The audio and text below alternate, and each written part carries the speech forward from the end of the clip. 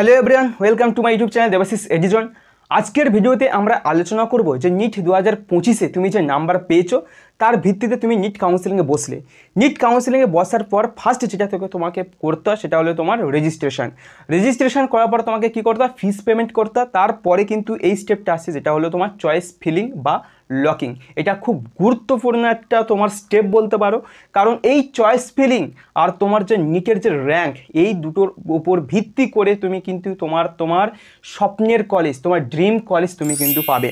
তো এই যে স্টেপটা খুব একটা গুরুত্বপূর্ণ স্টেপ। তো আমি আজকের ভিডিওতে কিভাবে তোমাকে একটা পারফেক্ট চয়েস ফিলিং করতে হয়, পুরো top to bottom, top to তোমার টপ র্যাঙ্কের যে কলেজ থেকে সাজিয়ে কিন্তু তোমার কিন্তু লোয়ার র্যাঙ্কের কলেজ কিন্তু সাজাতে হয়। এইভাবে একটা কিন্তু প্রেফারেন্সে তোমাকে পারফেক্ট কীভাবে সাজাতে হবে পুরোপুরি আমি গাইড করে দেবো। তো চলো শুরু করছি আজকের ভিডিও।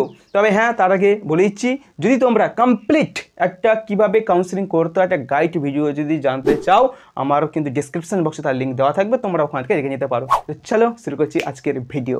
আমি কিন্তু এখানে কিন্তু টপ র্যাঙ্কের যে কলেজগুলো সেগুলো কিন্তু ফার্স্ট প্রায়োরিটি রেখেছি, এবং যে লো র্যাঙ্কের কলেজগুলো সেটা কিন্তু লাস্টে আমি রেখেছি, এবং এইভাবেই কিন্তু তোমাদের কিন্তু সাজাতে হবে। তুমি যেমনই তোমার র্যাঙ্ক আসুন না কেন আর তুমি যেমনই নাম্বার পাও না কেন, তোমার যে কলেজ যে প্রেফারেন্সের লিস্টটা বানাতে হবে ঠিক কিন্তু এইভাবে, যে টপ র্যাঙ্ক যে কলেজগুলো সেগুলো কিন্তু উপরে রাখতে হবে, এবং তোমার যে লো র্যাঙ্কের যে কলেজগুলো কিন্তু লাস্টে রাখতে হবে। তবে হ্যাঁ, কলেজগুলো সাজানোর সময় তোমাদের যে ডিস্ট্যান্সের বিষয়টাকে তোমরা মাথায় রেখো, কারণ অনেকে ডিস্ট্যান্সের জন্য, কাছাকাছির জন্য কিন্তু তাদের লোকেশান তারা কিন্তু সেই মেডিকেল কলেজকে প্রেফার করে। ঠিক আছে, প্রথমে যেটা আমি বলছি মেডিকেল কলেজ কলকাতা, যেটাকে আমরা সবাই এমসিকে নামে চিনি। ঠিক আছে, অনেক একটা পুরাতন কলেজ, খুব ভালো কলেজ এবং নাম করা, তোমরা অনেকেই জানো। ডাক্তারদের পাশে এখনও পর্যন্ত ব্র্যাকেটে তারা মেডিকেল কলেজ কলকাতা লিখে রাখে, একটা ব্র্যান্ড বলতে পারো। তো এটা অনেক একটা পুরাতন কলেজ, আমাদের মেডিকেল কলেজ কলকাতা সেন্ট্রাল কলকাতার মধ্যে রয়েছে। তারপরে কিন্তু রয়েছে আইপিজি, এমইআর অ্যান্ড এসএসকেএম হসপিটাল, যেটা তোমরা সবাই জানো পিজি হসপিটাল নামে। এটাও সেম তোমার কিন্তু কলকাতা মেডিকেল কলেজের মতো কিন্তু সেম প্রায়োরিটি, সেম সব কিছু, এবং এখানে কিন্তু বলতে পারো ওখান থেকে কিন্তু বেটার কিছু করেছে, বেটার কিছু আছে। আমাদের ওখানে কিন্তু ডেভেলপমেন্ট আরও ভালো হয়েছে, ওই জন্য ওখানে পড়াশোনার দিক থেকে বলো আর যেদিক থেকে বলো, তার চিকিৎসার দিক থেকে বলো, সব দিক থেকে কিন্তু পিজি হসপিটাল এখন ভালো। ওই জন্য এর দুজনের কাট অফ কিন্তু প্রায় সেম যায়। ঠিক আছে, এবার এটা কিন্তু আমি সেম ক্যাটাগরিতে বলতে পারো, তোমরা এই দুটো কিন্তু সেম ক্যাটাগরিতে, তাই তোমরা নিজেরা চয়েস করবে যে তোমরা কোন কলেজে যাবে। এমসিকেও যেতে পারো, তোমার পিজি হসপিটালে যেতে পারো, দুটো প্রায় সেম বলতে পারো। এবার আসছি আমরা এনআরএস মেডিকেল কলেজ, পুরো শিয়ালদা কাছে রয়েছে এনআরএস মেডিকেল কলেজটাও কিন্তু নীলরতন সরকার মেডিকেল কলেজ, এটাও অনেক পুরাতন কলেজ, ভালো হস্টেল থেকে শুরু করে একাডেমিক সেকশন সব কিছু ভালো। ঠিক আছে, তুমি এরপর কিন্তু তোমাকে এনআরএস মেডিকেল কলেজ কিন্তু রাখতে হবে। তারপর আছে সিএনএমএমসি, যেটা আমরা কলকাতা ন্যাশনাল মেডিকেল কলেজ নামে চিনি। চিত্তরঞ্জন হসপিটাল যেটা আমরা বলি, চিত্তরঞ্জন হসপিটাল যেটা পার্ক সার্কাসে রয়েছে, এটাও কিন্তু একটা ভালো কলেজ, তোমরা কিন্তু চাইলে এটাও যেতে পারো। কিন্তু তোমাকে সাজাতে হবে ঠিক এইভাবে। ঠিক আছে, ফার্স্ট প্রায়োরিটি তোমাদের দিতে হবে মেডিকেল কলেজ দিতে পারো বা এসএসকেএম দিতে পারো, যার যেটা ইচ্ছে সেটা দিলে। দুটো দেওয়ার পর কিন্তু তোমাকে এনআরএস দিতে হবে, তারপরে কিন্তু তোমাকে সিএনএমসি দিতে হবে, যেটা তোমার কলকাতা ন্যাশনাল মেডিকেল কলেজ, যেটা তোমার পার্ক সার্কাসে রয়েছে, যেটা চিত্তরঞ্জন হসপিটাল। ঠিক আছে, তারপর আসছে আরজিকর মেডিকেল কলেজ রয়েছে, তারপর রয়েছে তোমার সাগর দত্ত মেডিকেল কলেজ, যেটা কামারহাটিতে রয়েছে। এইভাবে তোমরা সাজাবে। তারপর তোমরা দেবে বর্ধমান মেডিকেল কলেজ, এটাও খুব পুরাতন একটা মেডিকেল কলেজ। তারপর জেএনএম কল্যাণী রয়েছে, কল্যাণীতে। বাঁকুড়া সম্মেলনী মেডিকেল কলেজ, সেটাও একটা পুরাতন মেডিকেল কলেজ। তারপরে তোমার মেদিনীপুর মেডিকেল কলেজ রয়েছে মেদিনীপুরে। ঠিক আছে, মুর্শিদাবাদ মেডিকেল কলেজ। তারপরে তুমি দেবে কিন্তু মালদা মেডিকেল কলেজ। এরপর আসবে কিন্তু আর ডায়মন্ড হারবার মেডিকেল কলেজ, যেটা ডায়মন্ড হারবারে রয়েছে, যেটা এটাও কিন্তু মোটামুটি 4-5 বছর হতে যায় ডায়মন্ড হারবার মেডিকেল কলেজ।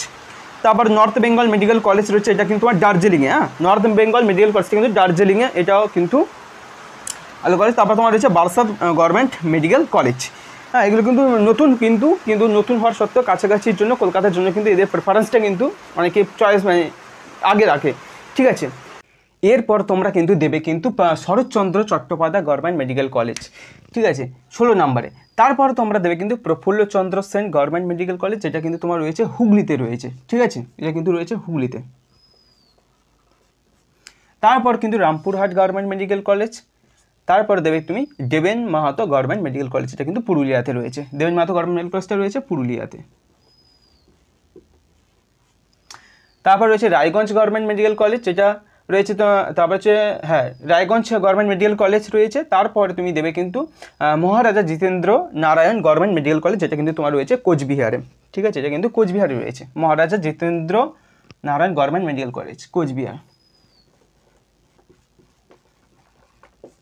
আচ্ছা, তারপর তুমি তাম্রলিপ্ত গভর্নমেন্ট মেডিকেল কলেজ দেবে। তারপর কিন্তু ঝাড়গ্রাম গভর্নমেন্ট মেডিকেল কলেজ, তারপরে জলপাইগুড়ি গভর্নমেন্ট মেডিকেল কলেজ, তারপরে ইএসআই জোকা। এইভাবে কিন্তু তোমার প্রেফারেন্স লিস্টটাকে কিন্তু টপ টু লোয়ার র্যাঙ্কে কিন্তু সাজাতে হবে। এছাড়াও কিন্তু আরেকটা ওয়েস্ট বেঙ্গলে তোমার কলেজ রয়েছে, যারটা হচ্ছে গিয়ে তোমার অল ইন্ডিয়া কাউন্সিলিংয়ে বেস করে তারপর তোমাকে কিন্তু বসতে হবে, তারপর তুমি কলেজটা যেতে পারো। সেটা তোমরা সবাই জানো, যেটা এইমস কল্যাণী। ঠিক আছে, ওটা আমি এখানে বলিনি। আরেকটা ইম্পর্টেন্ট কথা, যেখানে কিন্তু ওয়েস্ট বেঙ্গল যে স্টেটের যে কাউন্সিলিং, ঠিক আছে, ওয়েস্ট বেঙ্গলে শুরু হচ্ছে তোমার কিন্তু 30শে জুলাই থেকে স্টার্ট হচ্ছে স্টেট কাউন্সিলিং।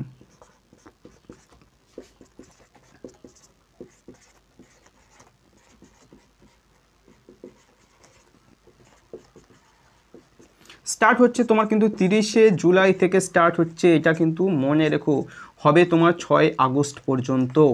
ঠিক আছে, ফার্স্ট রাউন্ড হবে। 21শে জুলাইতে স্টার্ট হয়ে গেছে অল ইন্ডিয়া কাউন্সিলিংয়ে, কিন্তু এটা কিন্তু আমাদের ওয়েস্ট বেঙ্গলে যে স্টেট যে কাউন্সিলিংটা শুরু হয় সেটা কিন্তু হবে তোমার 30শে জুলাই থেকে শুরু হচ্ছে, 6 আগস্ট পর্যন্ত হবে ফার্স্ট রাউন্ড। কোথা থেকে তোমরা অ্যাপ্লাই করবে, কোথা রেজিস্ট্রেশন করবে, আমি যদিও একটা ভিডিও বানিয়ে রেখেছি যে নিট কাউন্সিলিং সম্পূর্ণ গাইড যে প্রসেসে, আমি ডেসক্রিপশন বক্সেও তার লিঙ্ক দিয়ে দেবো, পারলে তোমরা ওখান থেকে দেখে নিতে পারো। তাও বলে দিচ্ছি আমি, যে লিঙ্কে তোমরা থ্রুতে যাবে সেটা হলো তোমার ওয়েস্ট বেঙ্গল, ঠিক আছে, mcc.nic.in, ওয়েস্ট বেঙ্গল mcc.nic.in। এই ওয়েবসাইট থেকে কিন্তু অফিসিয়াল ওয়েবসাইট, এখান থেকে গিয়ে তুমি কিন্তু কাউন্সিলিংয়ে বসে তুমি পার্টিসিপেট করবে।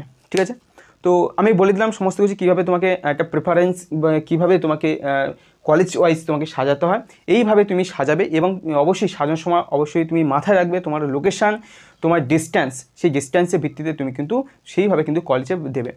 তো এটার উপর বেস করবে এবং তোমার র্যাঙ্ক অনুযায়ী বেস করবে তুমি কোন কলেজ পাবে। এবং খুব একটা গুরুত্বপূর্ণ কিন্তু এটা, কিন্তু অতটা হালকাভাবে নিও না, পরিষ্কার কথা।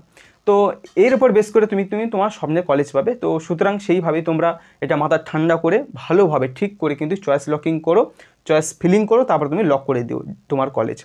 তারপর তোমার কিন্তু অ্যারেঞ্জমেন্ট রিলেটেড আসবে, তারপর তুমি কলেজে গিয়ে তুমি অ্যাডমিশন নিয়ে নিও এবং ভেরিফিকেশন করে নিও। তার জন্য ডকুমেন্ট লাগে, সেই রিলেটেড আমি ভিডিও বানিয়ে রেখেছি, সেখান থেকে তোমরা দেখে নিতে পারো। তো এই হলো আজকের ভিডিও। যদি তোমাদের ভালো লাগে অবশ্যই তোমরা লাইক করে দিও এবং পারলে শেয়ার করে দিও এবং সাবস্ক্রাইব করে রেখো। তো দেখা হচ্ছে পরবর্তী কোনো ভিডিও, পরবর্তী কোনো টপিকের সাথে। ধন্যবাদ সবাইকে।